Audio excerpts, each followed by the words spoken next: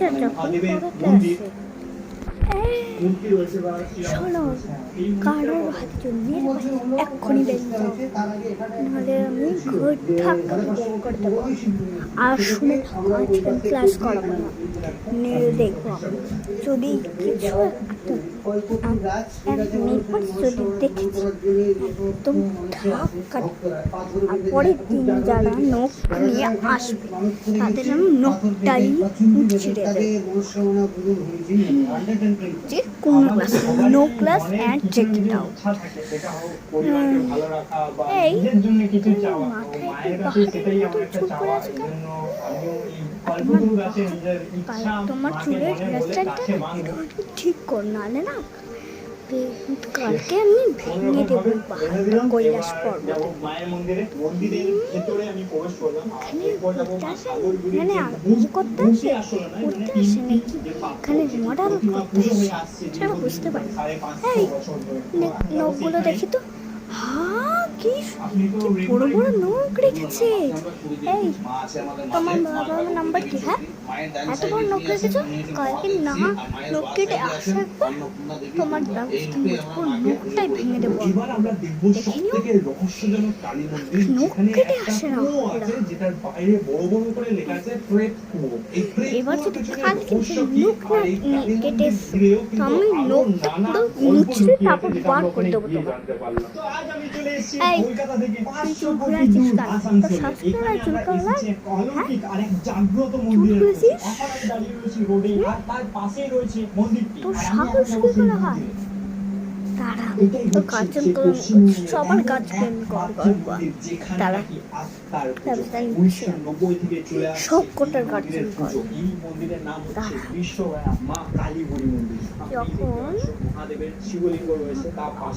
অঙ্ক ম্যাম আসে সব থেকে ডেঞ্জারাস। এই শোনো, আমি কটা অঙ্ক দিচ্ছি, যদি না পেরেছি না কার মূলে বার সবাই।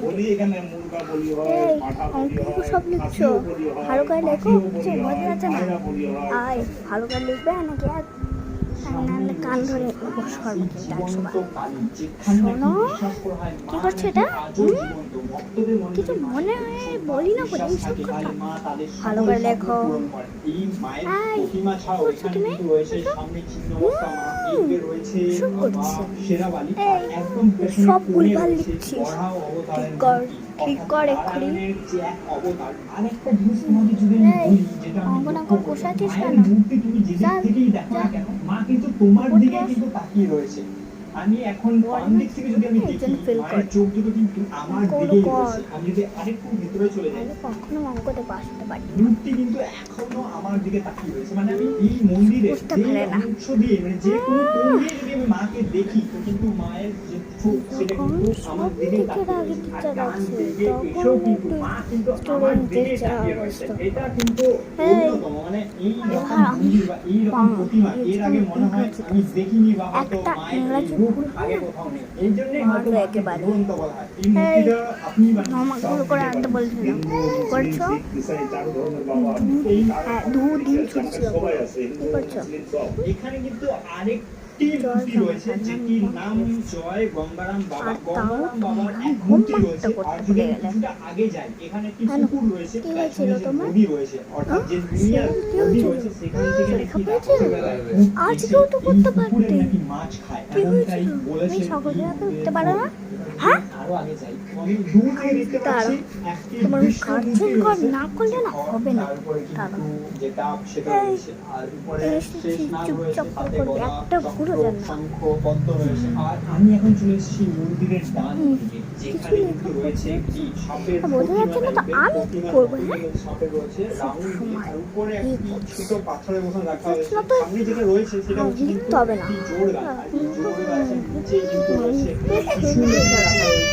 হ্যাঁ, বলেছি না তো বুঝতে পারে না, তাদের তো কি সব লিখছিস তুই পড়ে আসিস? এটাই তো আমার ছিল, কিছু জানে না। দেখা হচ্ছে পার্ট 2-তে, বাই বাই।